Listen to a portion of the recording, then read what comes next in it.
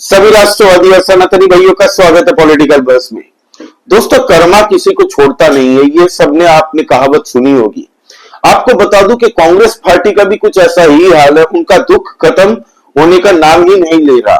राहुल गांधी और Sonia Gandhi national Herald case में दोस्तों बेल पे बाहर हैं, ये सबको पता है।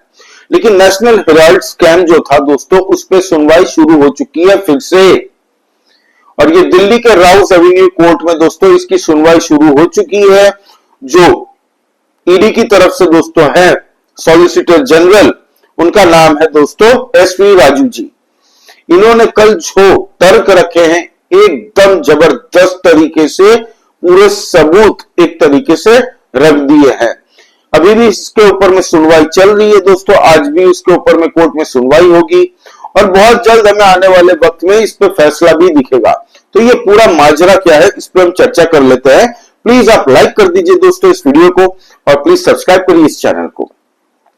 आपको बता दूं दोस्तों कि 1938 के वक्त में जवाहरलाल नेहरू ने सोचा कि एक कांग्रेस की भी अपनी पत्रिका होनी चाहिए, न्यूज़पेपर होना चाहिए, तो उन्होंने अप्रूव कर दिया नेशनल हेराल्ड के लिए। अब ये न्यूज़पेपर होता था, इसको छापने की एक कंपनी थी दोस्तों एजेएल, ठीक है, एसोसिएट जर्नल लिमिटेड। एजेएल के नाम से मैं बोलूंगा, आप समझ जाइएगा, एसोसिएटेड जर्नल लिमिटेड। अब दोस्तों इस एजेएल ने देखते ही देखते आजादी के बाद भी कई शहरों में अपनी ऑफिसेज इनको मिल गई दोस्तों। भोपाल हो, इंदौर हो, दिल्ली हो, पटना हो, लखनऊ हो, मुंबई हो, फिर आपका पंचकुला हो और कई ऐसे शहरों में इनके ऑफिसेज मिल गए इनको सब्सिडाइज्ड रेट में, कौड़ियों के दाम पे दोस्तों इनको मिला था, क्योंकि इस वक्त में सरकार भी कांग्रेस की ही थी। इसके बाद में 2008 में आते हैं दोस्तों, एजेएल आस्ते आस्ते लॉस में जाने शुरू हो जाता है और कर्जे में आ जाता है। इन्होंने सोचा न्यूज़पेपर अब छापना बंद कर देते हैं, हम लॉस पे ये आ गए। 90 करोड़ का इनको लगभग लॉस था एक तरीके से बोलने जाए तो। अब यंग इंडिया नाम की एक कंपनी खुलती है दोस्तों, जिसके 76% शेयर होल्डर राहुल गांधी और सोनिया गांधी जी हैं। इनके जो बाकी शेयर होल्डर है दोस्तों वो मोतीलाल वोरा और साथ ही साथ में आप कह सकते हैं ऑस्कर फर्नांडिस भी थे, ठीक है। तो यंग इंडिया क्या करती है, 50 लाख रुपए दे देती है, बदले में कर्ज माफ हो जाता है और साथ ही साथ में जितनी भी प्रॉपर्टियां हैं एजेएल की वो यंग इंडिया के नाम हो जाती है, सिर्फ 50 लाख में। भाई 2000 करोड़ की वैल्यूएशन उस वक्त में थी, 2012 के वक्त में, जब ये ईडी इसके ऊपर में जांच कर रही थी और पूरे सबूत जुटा रही थी। इसकी कंप्लेंट किसने डाली थी, सुब्रमण्यम स्वामी जी, जो आज भाजपा में है दोस्तों। उन्होंने कंप्लेंट डाली थी कि नेशनल हेराल्ड स्कैम में इतना बड़ा घोटाला हुआ है, कांग्रेस पार्टी के आला कमानों ने किया है, तो इस पे जांच हो। तो ईडी ने जांच शुरू कर दी थी। उस वक्त में भी सरकार किसकी थी, 2012 में कांग्रेस पार्टी की ही थी। तो अब ये भी नहीं बोल सकते कि मोदी सरकार ये विच हंट कर रहा है उनके पीछे, जबरदस्ती की ईडी सीबीआई को लगा रहा है, क्योंकि 2012 में जब ये केस शुरू हो चुका था ऑलरेडी, तब भी कांग्रेस की ही सरकार थी। अब दोस्तों उस वक्त में जो 2000 करोड़ की संपत्ति कही जा रही थी वो मार्केट वैल्यू पे थी, और आपको सबको पता है मार्केट वैल्यू हमेशा जो एक्चुअल वैल्यू मार्केट में बोली लगती है उससे बहुत कम रहती है। वो 2000 करोड़ जिसको बोल रहे हैं ना, आज उसकी संपत्ति की कीमत कम से कम 7-8-9 हजार करोड़ रुपए होंगी। ये तो on paper 2000 crore market value पे उस वक्त में दर्ज हुई थी। खैर, तो सिर्फ 50 लाख में एक तरीके से सोचा कि भाई पूरी तरह से प्रॉपर्टियों को ट्रांसफर कर लेते हैं, अपने हाथ में ले लेते हैं। अब यंग इंडिया एक नॉन प्रॉफिट ऑर्गेनाइजेशन की तरीके से ऑपरेट करती है। अब इसके शेयर वैल्यू भी बढ़ने शुरू हो चुके हैं आस्ते आस्ते। तो ये पैसे कैसे कमाती थी भाई, आपके पास में 500 करोड़ की घर है, आपका 5 करोड़ का चलिए मान के लिए चलते हैं, आपकी घर है, आपके पास में पैसे नहीं है घर चलाने के लिए, फिर भी आपको लोन इधर उधर से मिल जाता है। तो आप क्या करेंगे कि भाई 5 करोड़ का घर है, एक काम करते हैं इसको रेंट पे चढ़ा देते हैं, जो पैसा आएगा उससे मेरा घर भी चल जाएगा और कमाई भी हो जाएगी और प्रॉपर्टी की प्रॉपर्टी भी रहेगी, सही से मेंटेन भी रहेगी। तो हुआ ये दोस्तों कि 2008 मतलब 12 से पहले, 8 से पहले इनको रेंट तो मिलता था, 29 करोड़ रुपए का रेंट तो मिलता था। ईडी ने जब केस डाला दोस्तों, उसके बावजूद रेंट पे चढ़ा दिया था इन कांग्रेसियों ने। सोचिए, जब केस ईडी शुरू करती है उसके बाद में भी रेंट शुरू करवा दिया था।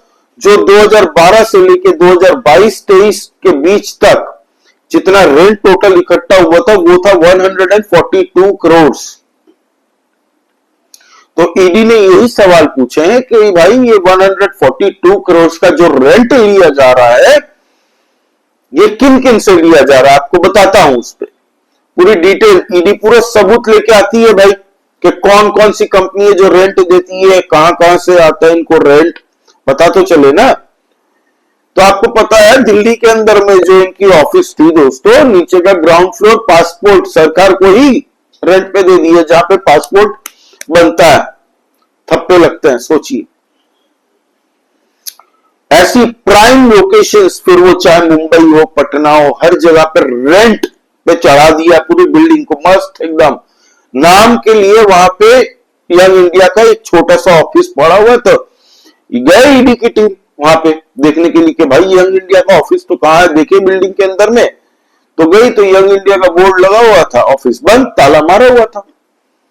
अब मजे की बात यह है, इनके डॉक्यूमेंट्स में यंग इंडिया के बहुत सारे वर्कर्स, उनके लिए मतलब वर्कर्स नहीं कहूंगा, उनके ऑफिस बियरर्स, बहुत सारे लोग उनके ऑफिस में काम करते हैं, ऐसा कुछ दिखाया हुआ है।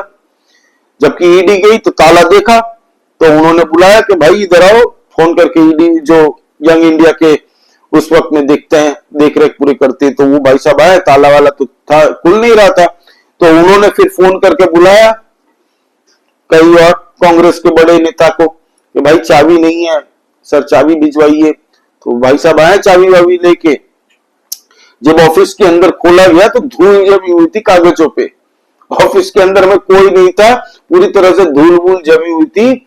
एक छोटा सा यंग इंडिया का ऑफिस खोल के रखा था उन्होंने, और कोई काम करने वाला वहां पे नहीं है, जबकि दस्तावेज पे सब मौजूद है कि हमारे पास बहुत सारे लोग काम करते हैं, खर्चे भी दिखाने होते हैं ना भाई। जाके देखा तो ऑफिस तो नाम की है, बस ताला मार के रखा हुआ है, ताकि कल को कोई चेकिंग वेकिंग आती है तो एटलीस्ट दिखाने के लिए कुछ तो हो। तो ईडी ने सब कुछ बताया कोर्ट में। फिर दोस्तों,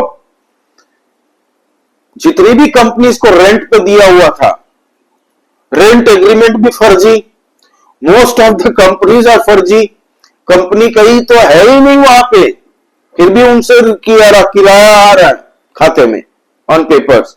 तो ये सीधा सीधा मनी लॉन्ड्रिंग का केस है। आपको बता दूं, जितनी कंपनीज वहां पर रेंट दे रही थी बिना रेंट एग्रीमेंट के, भी कुछ कंपनीज है जो जिनके साथ में बस ऐसे ही बिना रेंट एग्रीमेंट के रेंट जाता। उन्होंने क्या कहा कि भाई कांग्रेस नेताओं के निर्देशों पे भुगतान हम करते हैं इनको रेंट, फिर बोगस और फेक एडवांस रेंट, ये सारा रेंट, जैसे 5 साल के लिए आपको रेंट देता हूं मैं ये घर, आप 5 साल का मुझे एडवांस दे दीजिए, सबसे एडवांस्ड रेंट वसूला। सारे के सारे बोगस और फेक एक तरीके से देखने जाए तो ये एडवांस रेंट लिया। फिर शेल कंपनियों से पैसे आते थे इनके अकाउंट में। भाई पैसे जब जाते हैं किसी अकाउंट में तो बताना पड़ता ना, या उसकी एंट्री रहती है ना। तो ऐसे कई अकाउंट से पैसे आए, जब ईडी जाके देखती है भाई तो वो कंपनी है ही नहीं, वो कंपनी है ही नहीं, इनके खाते में लिखा हाँ पैसे आए हैं, ये यहां से आए हैं। जाके जब ईडी इन्वेस्टिगेट करती है तब वो कंपनी का नाम ही नहीं है वहां पे, बोगस सब शेल कंपनीज। फिर आपको बता दूं, संदिग्ध जो होते हैं दोस्तों लेन देन, बड़ा किराया, जो जितना भी लेन देन का खेल था, बहुत सारे संदिग्ध ऐसे लेन देन मिले हैं और बहुत बड़ा किराया आता है इनको। कहां से आता है? तो ये पूरी तरह से दोस्तों ओपन एंड शट केस है। ये दोनों बेल पे बाहर है, सोनिया गांधी और राहुल गांधी। तो अब बहुत जल्द जब भी फैसला, क्योंकि सुनवाई शुरू हो चुकी है, अब ईडी बोल रही है कि इनकी बेल खारिज हो है ताकि ये आए और जेल पे हम इनसे पूछताछ करें। कांग्रेस पार्टी क्या बता रही है पता है आपको? कांग्रेस पार्टी बता रही है कि ये नरेंद्र मोदी जी, ये भाजपा की विच हंट चल रहा है, कांग्रेसियों को परेशान करने की एक कोशिश है। यह हमारे पीछे जबरदस्ती का ईडी और सीबीआई से दबाव बनाया जा रहा है, टारगेट किया जा रहा है। और राहुल गांधी जी और सोनिया गांधी जी तो एकदम भोले भंडारी, एकदम मासूम से हैं। 70 साल से इनकी मासूमियत इतनी है, कांग्रेस पार्टी ने राज किया भारत में। 55-60 साल तो राज किया भाई, क्योंकि बीच में 18 साल चलिए मान लेते हैं भाजपा की सरकार थी, अटल बिहारी वाजपेयी जी की और मोदी जी की। बाकी तो कांग्रेसियों ने किया। और इनको बनना क्या है? Prime minister. और कुछ इनके तलवे चाटने वाले जो रिपोर्टिंग करते हैं सोशल मीडिया में ही, क्योंकि चैनल से तो लात मार के निकाल दिया इन लोगों को, वैसे लोग इसको भी जस्टिफाई कर रहे हैं और कह रहे हैं कि देखिए मोदी सरकार परेशान कर रही है राहुल गांधी और सोनिया गांधी को, जस्टिफाई कर रही है नेशनल हेराल्ड का घोटाला।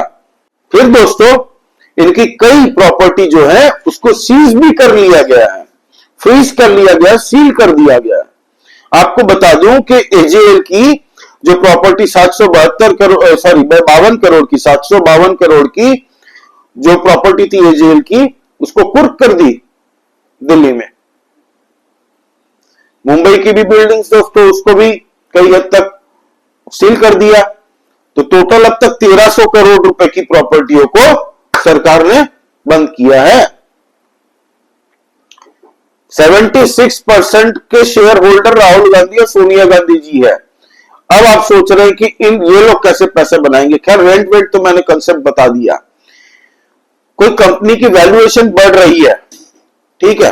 आज मैं किसी कंपनी में दोस्तों शेयर होल्डर हूं 50% का, वो कंपनी कोई प्रॉफिट अभी नहीं कमा रही है, 4 साल बाद उसमें अचानक से इतना पैसा आने लग गया, न्यूज़पेपर का धंधा बंद कर दिया इन लोगों ने, सरकार से सब्सिडाइज रेट में कौड़ियों के दाम में प्रॉपर्टियां भी ले ली। भाई जब तुमने मेन काम का उद्देश्य ही बंद कर दिया जिस उद्देश्य से लिया था, तो वो जमान ऑटोमेटिकली सरकार के पास चली जानी चाहिए थी। लेकिन क्लॉज ही कुछ ऐसा बनाया था कांग्रेस की सरकार ने कि वो बिल्डिंग फिर इधर से उधर कर लेंगे। फिर देखिए हो गया, फिर मैंने 50% का होल्डर हूं, 4 साल बाद में अचानक से पेमेंट आने लग गया, रेंट एडवांस सबसे ले लिया मैंने, तो शेयर के दाम बढ़ने शुरू हो गए कि भाई प्रॉफिटेबल कंपनी है। तो पहले मेरे 50% की जो मार्केट वैल्यू थी उससे तो अचानक बढ़ जाएगी, इन्फ्लेट हो जाएगी। तो मैं क्या करूंगा उस वक्त में पैसे कमाने के लिए? मैं अपने शेयर बेच के किसी और को निकल जाऊंगा। तो ईडी पूरी तरह से सबसे पूछताछ कर रही है दोस्तों, पूरे इकट्ठा सबूत लेके आ रही है इस बार। ईडी ऐसे ही नहीं आती, वो जब भी किसी चीज के लिए दोस्तों केस चलाने की बात करती है तो पूरे सबूत उनके पास मौजूद होते हैं।